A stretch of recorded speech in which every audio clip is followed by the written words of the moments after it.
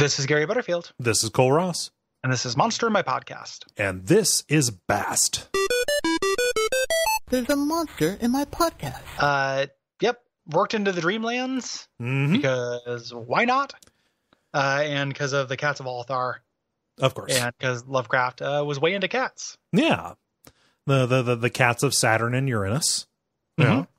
Yep. Yeah. Which are in the Dream Quest of Unknown Kadath, which is like the only...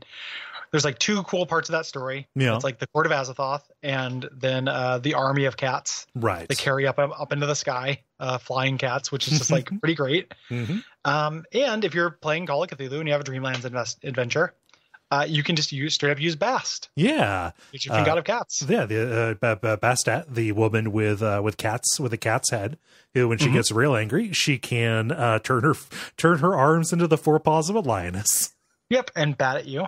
Yeah. And even though humans, I love that humans do worship her. But her cult generally has not survived outside the Dreamlands, except for all cats worship her in their savage hearts. Yes. I love that. Which is really great. A lot of good sentences in this. Yeah. I just love, 6 months ago, now more than that, a year ago, I would have believed the propaganda about yes, she is the embodiment of the grace of a cat. Nobody who lives with a cat understands them to be graceful.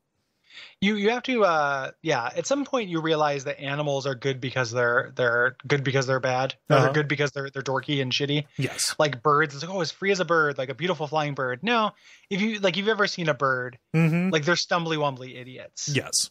They look good when they're flying.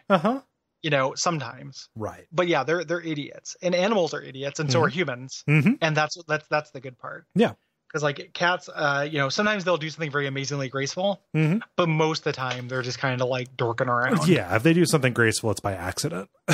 Yeah. I was petting Greta when she was standing on my desk here, and she fell off my desk. Yeah, sometimes they just lean into a pet so hard that they forget about like the surface they're on. Yeah, yeah. Can you imagine that? Like you're like on the edge of you're on a wharf. Yeah.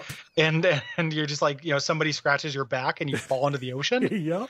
What a dipshit, Yeah. Yeah. And it's great. Cats are farcical. So it's just it is hilarious that we just have she's the goddess of grace, grace and acrobatics. But I really like her because she exists out her primary concern is that people are not cruel to cats. Oh yeah. I reread recently. It's been some time in bed reading, and I reread the Cats of Althar. And rereading some selected short Lovecraft, and the Cats of Althar is super good. Yeah, that is a cool story. It is a cool little cat revenge story. Cats descending to eat the annoying old people in your town. I like. In general, I like that if I were ever to piss off Bast, all I'd have to do is go. And then pay off. Yeah, and then just run. Or just or if you were being attacked by Bast. If you and I had any anti-Bast schemes, that would be the trick. Anger Bast by petting a cat the wrong way. Yep.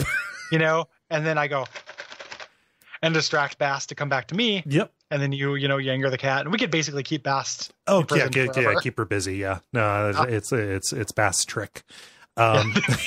Eldritch Treat Prison. But I love this this pair of sentences here. She commands all felines anywhere in the world. She can summon any number of cats, but they must travel normally to reach her. That's a fucking awesome adventure hook, though, right? Yeah, it's where are all the cats going? Yeah, all the cats are all going in one direction in town. Love it. And the adventurers are the first people to notice. Why is Bast gathering them all? Maybe Bast knows about the arrival of Hastur or some shit like that. And is saving her followers. Yeah. This is a great canary in a coal mine. Yeah, into it. Yeah, way into it. So great hooks, great flavor. Also, if Bast, there's one spot on Bast that Bast wants to be petted. I feel like if you just went up and pet Bast, a good way to lose a hand. Oh, yes. But you even that cat chart, there are no cats where they don't want to be petted at least somewhere. Right. You'd have to guess between, the neck or behind the ears or something. Yeah. But there'd be one spot where you could pet Bast, and Bast would give you a side eye look and then just the barely perceptible nod. Yes. You know? That's the real riddle of the Sphinx. Yeah, exactly. Don't touch the belly. What walks on 4 legs in the evening, 2 legs in the afternoon, and 3 at night. Don't touch my belly. Brought to you by our backers at patreon.com/DuckFeed.tv.